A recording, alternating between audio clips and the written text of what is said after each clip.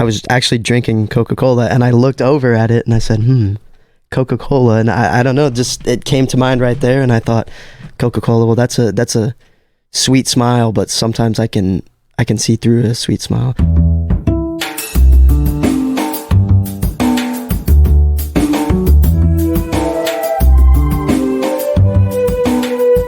This is Champagne is Also a Band podcast. One songwriter, one song. I'm Sven, your host for a journey into the music of Champaign-Urbana. Recorded in the Blue Box studio with a songwriter from the Champaign-Urbana music scene, past or present. Champagne is Also a Band podcast is proud to be a part of the Champagne Showers Podcast Network.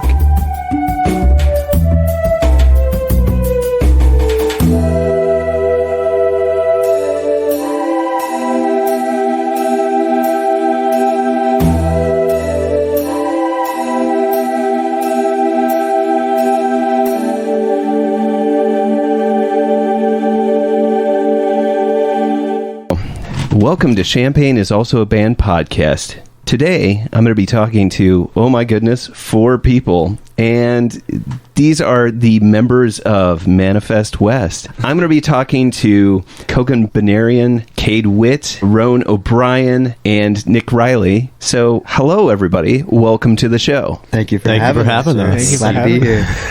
I didn't know if that was just going to be organized chaos or what, but... So today, in this bonus episode, we're going to be talking about their release, Wright Street EP, that was released August 25th on all streaming platforms. And so, without further ado, let's just talk about this EP right now. First thing I was wondering, where did the name of this album come from, other than perhaps naming it after Wright Street? Yes, it did come from Wright Street. We practice at Kogan's apartment, which is on Green Street, but we thought it would be too corny to name it like Green Street. Too cliche. So we were like, what's right by Green Street? Wright Street. And that's how we came up with that. I would say it's kind of like the origin, because it started like in that area. It's like the origin of Manifest West. Did you record this personally, or was this like, I mean, did you go to a studio? How did this get recorded? I have a home studio. We just recorded it there, mixed and mastered all at the home studio, and we had Kogan come through with his electric kit, and he put down some nasty drum lines for us, and the rest is history. Yeah, awesome. If you like listen to I-72, the first release, the drums are quite different than what we ended up putting in the EP version.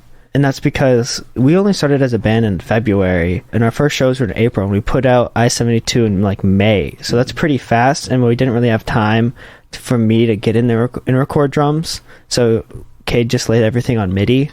And then I basically spent the whole summer trying to figure out how I can get my drums onto the track. I'm from Atlanta, and I have a studio back at home, or like a mini studio. And so I recorded live drums there, and we tried like implementing them, but they just didn't work. It did not work.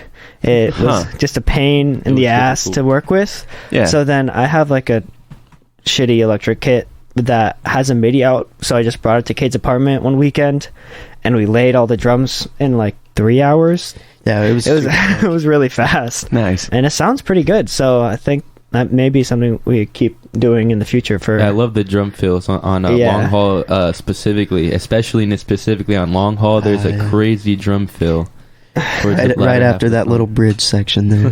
The decision to put I-72 as the first song on the EP, it's the longest. It has, at first I wrote it as like, it's the interlude. Oh no, it's the solo. Oh wait, it's the outro. And it's kind of you have this, it's like half song and then half instrumental. And right. I'm curious, like, how was that decision made to put this song as the first song that people hear? Especially you had it as a single, and then you had it as something that you released all together in the EP as the first song.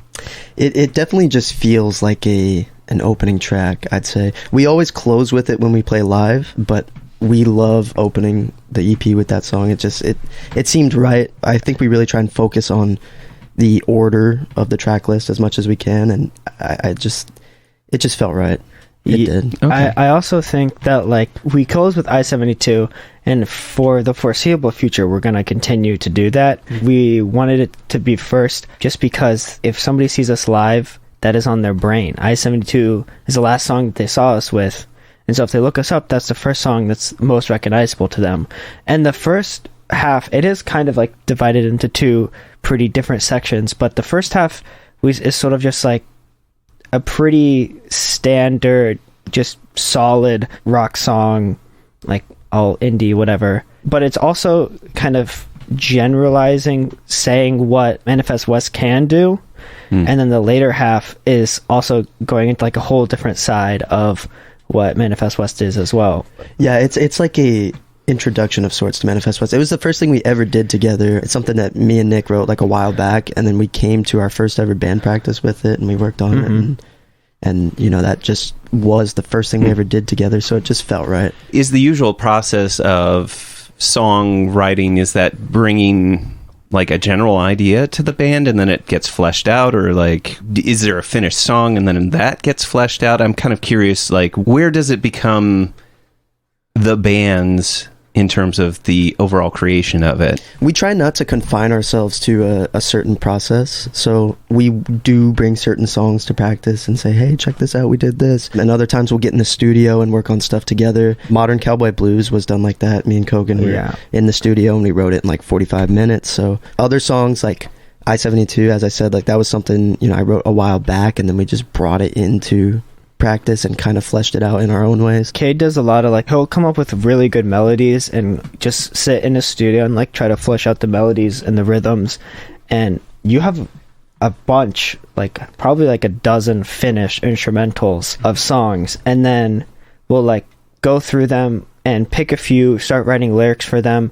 I do a lot of lyric writing because I'm the drummer, so I don't play guitar and so I'll try to like write lyrics and fit stuff in. I think we all write lyrics as well. We all try and get some lyrics in there and try and fit some stanzas or verses. I think on Coca-Cola Smile, we had a great like diversification of like each of us individually like writing a verse for that one. Yeah, that was a big song for that. I did have a weird question. What part of I-72 are you imagining driving? I was like, oh, this is definitely going from Leroy to heading towards Bloomington. I don't know why, but that was the spot that I pictured in my head. I think I came up with the concept, and I don't know if this is right, I don't know if that's 72, but I think I was driving towards like St. Joe, and I noticed there was like gas station, small town, highway going through. Isn't that I-74? It could be 74. I'm not sure. It was I was definitely at University Avenue. That's why. But small town gas station, highway going through. It's as basic as it sounds. That's where the concept came from, and we couldn't get the rights to I-74, so we settled for that. Yeah, it's also just, you know, it's one of those songs that I think we all like it just because everywhere there's a small town with a gas station and a highway going through. You better believe it. Unless you're in Chicago, like there's always a small town with a gas station. It's applicable to basically everywhere in the country. Well, and I was even thinking 72 fits more with that than 74, I think, because 74, you can take that almost all the way to Indianapolis kind of thing. So you're connecting some actual major hubs, but I think like 72, that's more of Champaign, Urbana, Bloomington, and smaller towns. Even if 74 inspired it, 72 fits better. It runs through the Midwest. It's not one of those interstates that goes across the whole country, and I think that's something that we also wanted to capitalize on for sure. Yeah, when you're listening to it as well, like if you are like listening to it on the highway, going through one of those small towns, like it really does hit, because I think the lyrics, you can really visualize what you would be seeing with the music with I-72. Jumping to the next, long haul, parenthetical, hold on closely. This one kind of hit me as kind of a Modest Mouse hit, like hat tip. Like, I don't know. Amazing. Like, I think, well, mainly just the kind of the chorus, not necessarily the chorus in terms of structure, but more of when you had a bunch of people singing a line all together and it wasn't just you doubling your voice. It actually had that made me think of the Modest Mouse kind of feel. I don't know if that's something. That's a huge compliment because it was deliberately reminiscent of Modest Mouse. Huge influence for me and Nick in particular. I can't speak for everyone else. Yeah, that song definitely started with them in mind. It started originally as a instrumental because Nick had this riff, and I was like, dude, that shit is so good. Like, and so we ended up incorporating it into a song, and then I had that little other guitar that I put on top. It really fit, and then all of a sudden this melody came to mind of like it was such a it fit so well. It fit so well, and it came so easily. It's almost kind of a stream of consciousness of just like free flowing, unbridled creativity. Yeah. I remember being in the studio the same day that we wrote Cowboy Blues. Cade was like, hey, I have this song, I got a melody, I got some ideas for it, but I'm still like, we're just trying to flush out the lyrics. I think at that point you had like a verse written. I think I had the first verse, but not the pre-chorus, or like, oh no, you had the pre-chorus written pre-chorus too, in the first verse, yeah, but you didn't have. Anyway, he had like half of the song written, but he needed a chorus, well, also the full melodical structure. So he came to us and we were like, what can we do? And then I was like, hold on closely, and that was a great moment. That was it. When you spoke that out. It's simple. It's just like 10 words for the chorus, but it goes pretty hard. I think it definitely fits the rest of the song, and I think afterwards I threw together like another stanza. And Nick, did you write a little bit for that song? I think you threw in a couple lines. That was another like collage song we were all getting ideas in. Yeah, I think I was definitely helping with the lyrics on Long Haul and stuff, but I would say my main contribution to that song would probably be the riff you hear in the beginning and the pre-chorus riff as well. That one is my favorite off of the EP. That's what a lot of people say. Yeah. Their favorite is. It's pretty good. We put up an Instagram reel for promo and Long Haul was the song on that. It was promo for the whole EP, but Long Haul was the track chosen. Just guitar and drums intro, but it sounds almost so quintessential. The sound of the song, it's a very familiar sound. It's something that like people hear and they'll immediately like get attracted to that and don't want to stick around for the rest of it. Yeah, I would say it's very like familiar, like that's a great way to put it, but also very unique in its own sound. So it's like almost like familiar, but it sounds different as well. And I think unique was the thing we were going for overall with the EP. You know, we didn't want to confine ourselves to a box and limit ourselves to any sort of direction, you know, because people would probably describe us as like an indie rock band, but I don't really want to be described as that. I'd rather just see what limits we can take it to, see the boundaries that we could push, and just make great music. Me and Cade grew up on Blink-182 and Green Day and All Time Low. So there are a lot of pop punk sensibilities to the EP. There's a lot of 90s alt rock, 90s sort of garage rock in there. Yeah, definitely. Yeah, I think there's a few songs, at least in my mind, that when the intro starts, you don't necessarily expect or know where it's going to go. Jumping into the third song, which is Seasons, I almost picture like it's going to jump into a 50s, 60s ballad.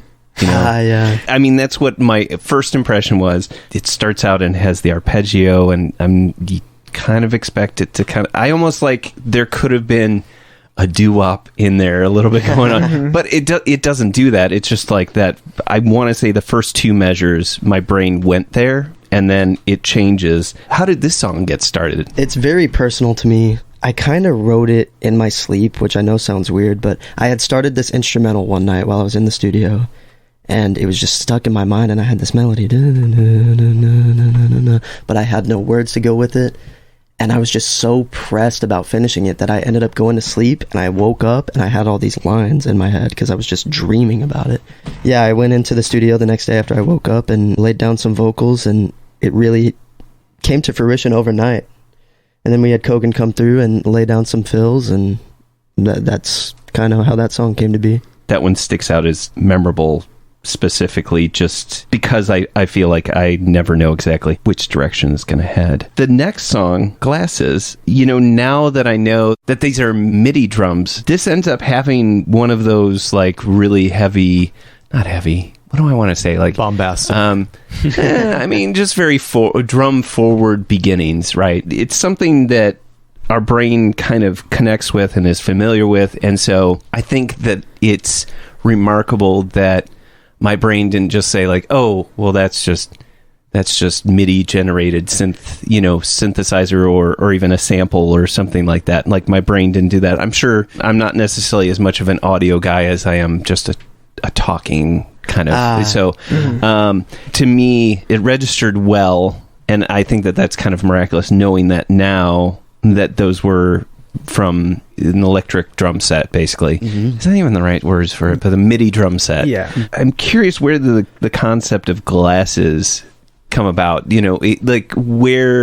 was the thought in terms of, I mean, I got a certain impression about what the metaphor or whatever you want to say with glasses is like kind of rejecting the correct way to see things, I guess, in a certain way. Like I mean, in a stubborn, like, I know how to help myself, but I won't do it. That, and also just, like you said, rejecting a forced opinion. I think me and Nick kind of thought of the concept of like not wanting to not be put in somebody's like frame. Yeah. No one can tell you how you have to be. Exactly. You determine your own kind of thing. Yeah. Interesting. I think there are too a lot of sensibilities about opening up your eyes, sort of coming to a bit, Yeah. clearing the fog off of the lens. Definitely. Almost. Yeah. I mean, there's a ton of analogies we can use. The song is just generally about like not opposing someone's lens.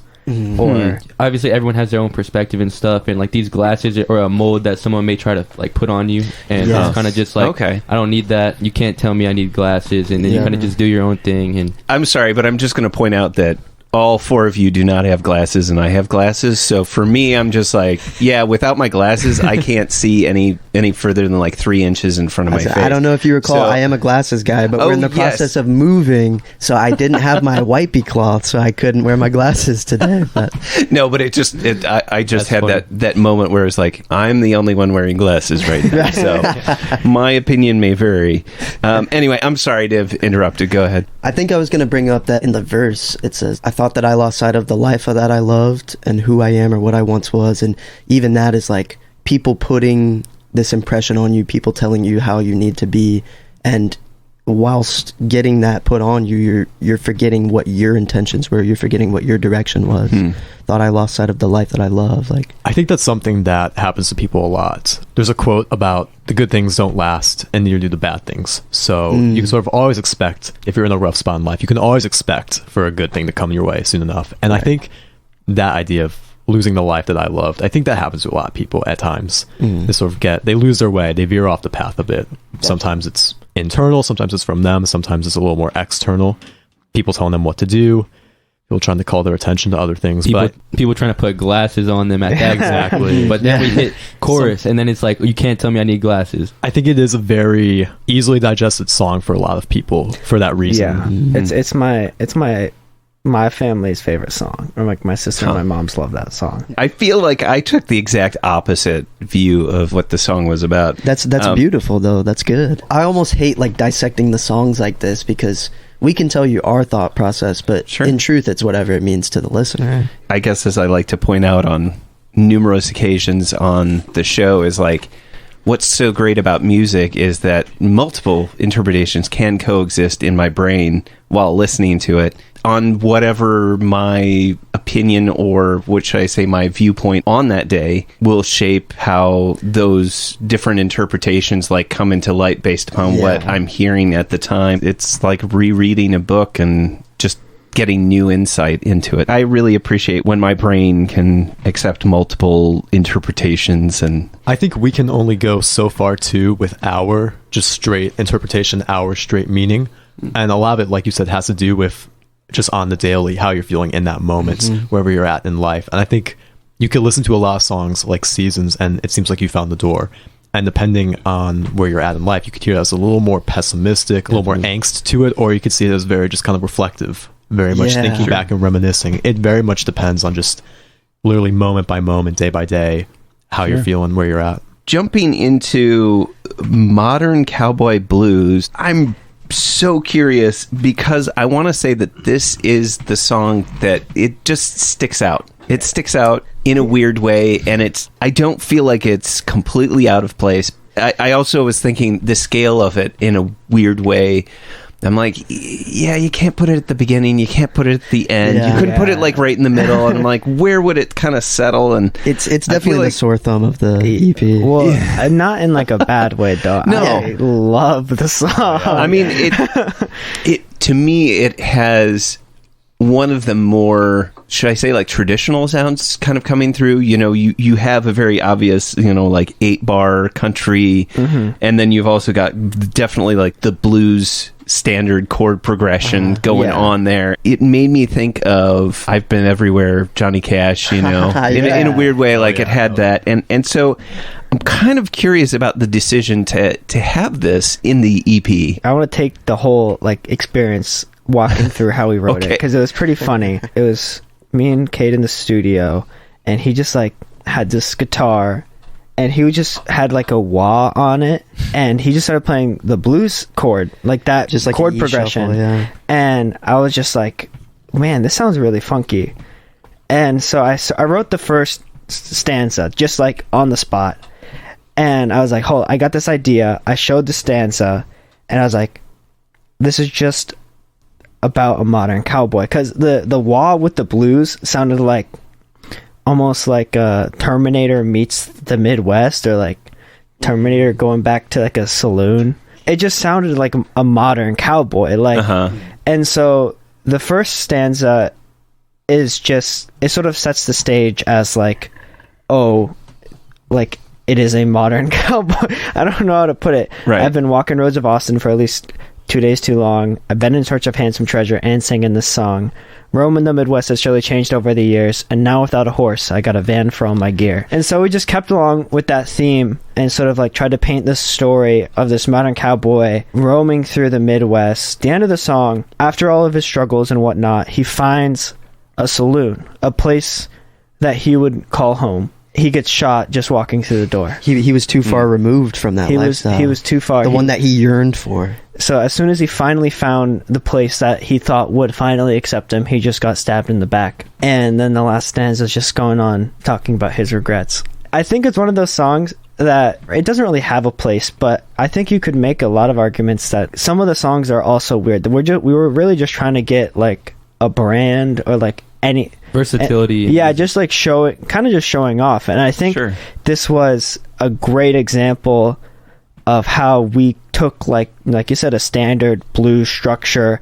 It's just like there's no chorus, it's just verse, solo, verse, solo, verse, solo. We just took that like standard thing and made it something pretty unique with a theme that I've never heard anyone talk about, but it's also extremely fun. It's like all of our favorite songs to play live, and definitely. Gotcha. we get a lot of great feedback about it. So Yeah, I think Cowboy Blues has like great storytelling. You can really picture it, especially with the intro, how you can hear like the sound effects and the people talking, and the cowboy walks into the bar, and he really hearing that really puts you into the scene. Like you can envision it. I think part of the storytelling, at least on my end, comes from like a folk, like Woody Guthrie type of perspective, because actually one of the lines is like directly ripped from a Woody Guthrie song. I ain't got no home, I'm just a roaming around, just a wandering worker, I go from town to town. That's straight out of Ain't Got No Home in This World Anymore by Woody Guthrie. So yeah, We kind of touched on Coca-Cola Smile a little bit earlier, well, or at least you all touched on Coca-Cola Smile, and that everybody kind of contributed a verse in a way. I know kind of what my brain is interpreting as like a Coca-Cola smile, or like a possibly a sweet smile that just kind of draws you in but isn't very good for you. How did that concept come about, and like what was the inspiration? Because I feel like there's a story here. I was working in the studio on this instrumental. I thought it was super cool, and I had that melody in mind, and then I was actually drinking Coca-Cola, and I looked over at it and I said, Coca-Cola, and I don't know, just it came to mind right there, and I thought, Coca-Cola, well, that's a sweet smile, but sometimes I can see through a sweet smile. I'm curious about the choice of using like a synth or a keyboard, because I feel like towards the end of the EP you start using some different sounds That is true. integrated into the songs, and this one you really let the synth step forward pretty predominantly. So I'm curious, like some of the decisions in order to make that become part of the song. It just felt like it needed it. We already had that guitar outro, and so we had a blank space there, and I knew I wanted to put something else, but if I put more guitar, it would kind of just dull it down, I feel like. So the keyboard really came into play there. Had a little melody, and I put it down. And it ended up sounding good. And I think I had to hunt for different synth tones because I didn't like the first one. But once I found it, it definitely hit. Threw some delay on there, and it worked out. I also think this is like a sort of afterthought, but I like what the synth sound adds because it is kind of like this like sweet, bubbly tone. But the rest of the song, it's not like super heavy or anything, but it's a little bit dirty. It's got a little, just a tad bit of grit to it. So it's kind of like a Coca-Cola Smile, where it's like very sweet and bubbly in the forefront, but it's got some grit underneath. I like how you said that. Ding. It's interesting when you all mentioned that you contributed a verse, and I'm curious, like, was there a general idea of what the song was about, and then everybody kind of wrote their own verses, or like what how is that communicated and how is that done? It's always like they come to a band practice and they're like, okay, we got this melody, here's, especially for Coca-Cola Smile, it was like, it's called Coca-Cola Smile. I'm like, you have no words. Yeah, how well, I had do you the know whole- what it's called? I had the whole chorus originally, yeah. But then we came And and wrote the- you wrote the first two verses, and then me and him wrote the third. Yeah, verse. something like that. Yeah. And it's So you and Nick wrote the... Yeah, me and Nick wrote the Yeah, third sorry. verse. and then- They can't see where you're pointing, that's all. That's fair. yeah. I usually write songs like in the shower, and then I'll go on my phone afterwards and write down the lyrics. Yeah, that's exactly what happened. It's always like a desperate run out of the shower. Like, I cannot forget this shit. I have to Oh get it no! down once Oh, I get it in my head. I used to do that, but then I just like sing it like literally nonstop, and then so I can just like finish my shower normally on time. Yeah, so it's like started with Cade having made the chorus, and then after that, Kogan had done the first two verses, and then after that, me and Cade were thinking, we need one more verse, so what can we put here? And we just brainstormed for a bit, and then built off of what the song already was, and then got that third verse how we wanted it. It sounded pretty good. The final song, it seems that you've found the door. The last few albums, EPs that I've talked with people about, the decision for what is the final song always has some interesting idea, and so I'm curious, what was the concept? I mean, obviously the title suggests that you found the door, see ya later. What was the choice to make this the last, or was this just the last song that was, you know, we've done all the other ones, we're good? I think this is the only place where it would fit. Yeah, exactly. I mean, it's like you said, it seems like you found the door, like Perfect. it is perfect, and it ends on like, you don't even know what you're leaving for, but it seems that you have found, like, that's the last line. I don't know, it just fits. It's a slow, it's, as Cade has said to me, it has a lot of lo-fi inspiration, so it's supposed to just sort of be like a conclusion, just like, you do have some pretty pop punk-ish stuff, and actually I'd say it kind of like well, and we also have Cowboy Blues, which is also pretty, you know, energetic. Turned up. And so this is like a sort of like, just like wind down, like, okay, you can go to sleep now. It was ultimately just another attempt at stepping away from our like typical sound that people would confine us to. Yeah. When did you decide to incorporate the piano sound? I think that's like a really cool. It doesn't take over, but it's very present, and I think that it strikes this really cool balance of almost a little creepy, a little sad, yeah, you know, all at the same eerie, time. Yeah. So I'm just curious, how was that incorporated into the song? It wasn't even like a conscious decision. It was more just like it needed it, and so once I put it, it made sense. I had that melody in mind, and I could have gone with a synth, or I could have done it with guitar or whatever. But like the piano really felt like it pulls on your heart as you're finishing off the EP. You know, it's like such a emotional feel with it. I also think the song is sort of like split in two, and so with the piano, it sort of adds that defining conclusion of the song.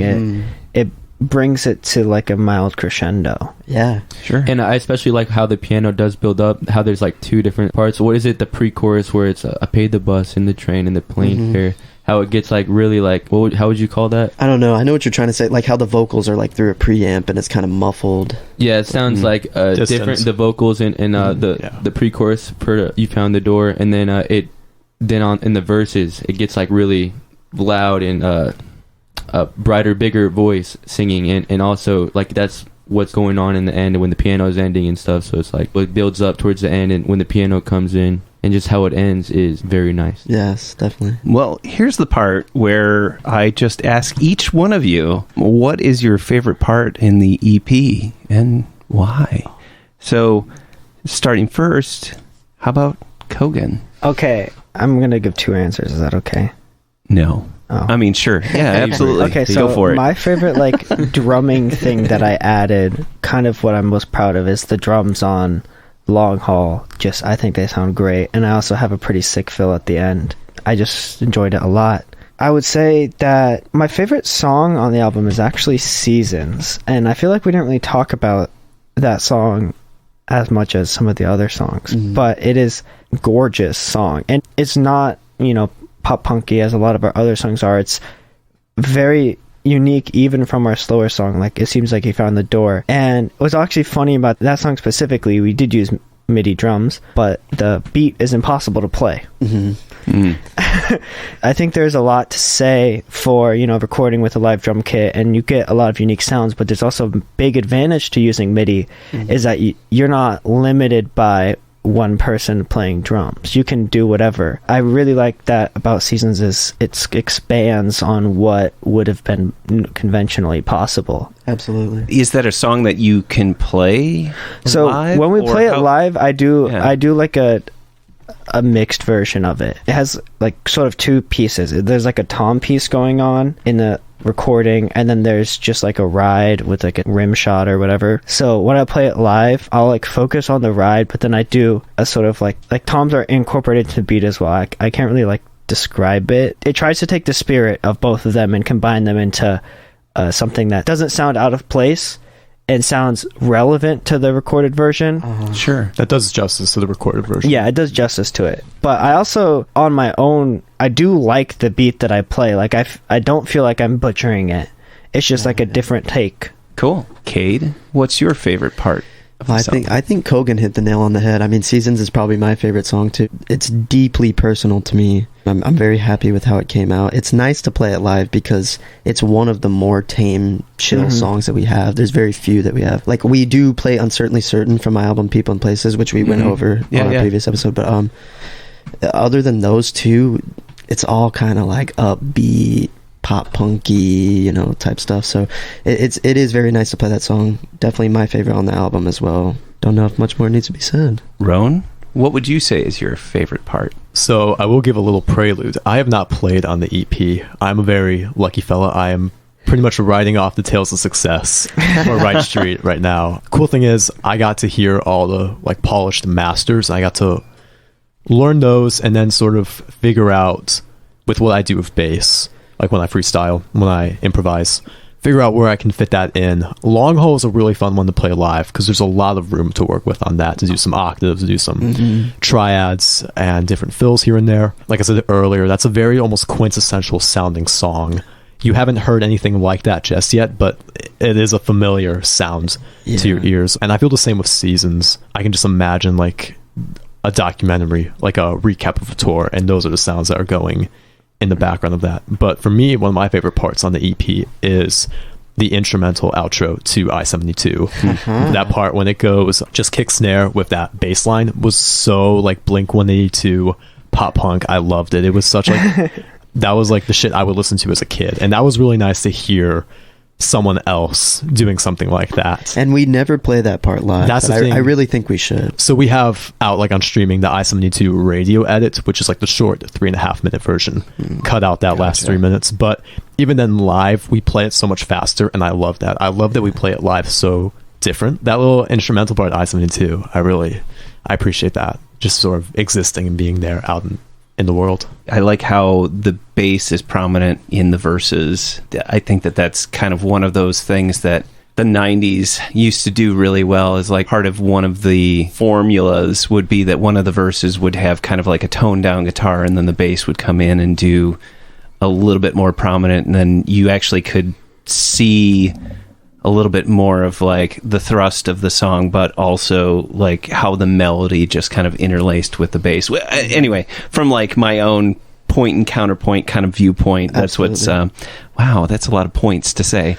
But anyway, I was just thinking about how I appreciate that part in I-72 is kind of how the bass just kind of takes the forefront with the vocals, and I think that's cool. Anyway, so Nick, what's your favorite part of the EP?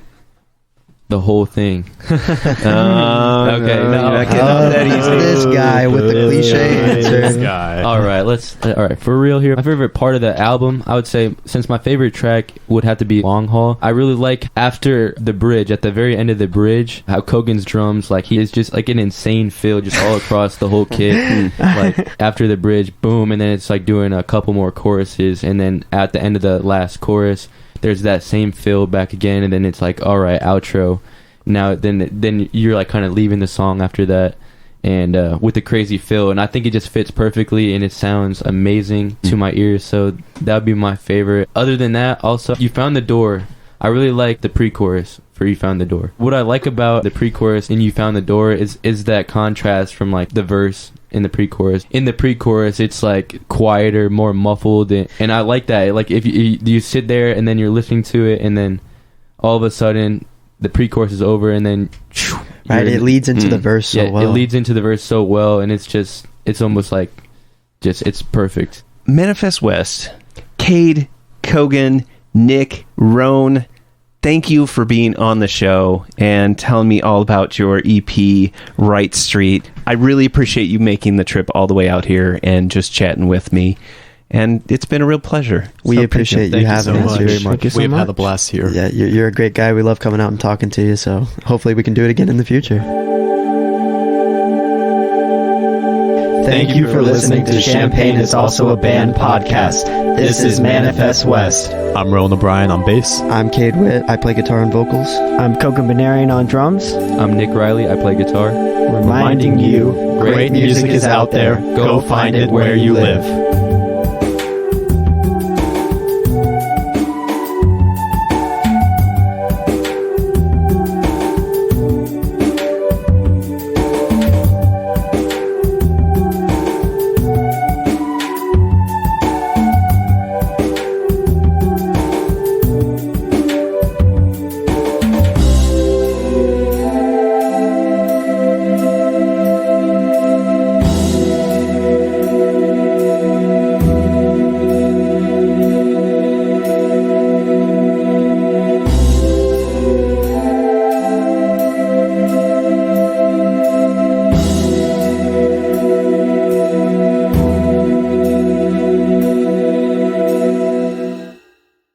That's a wrap. Champagne is also a band.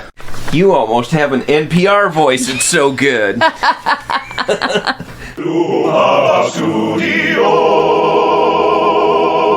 South Peter on the inside. Today we're going to be talking about their release. Excuse me.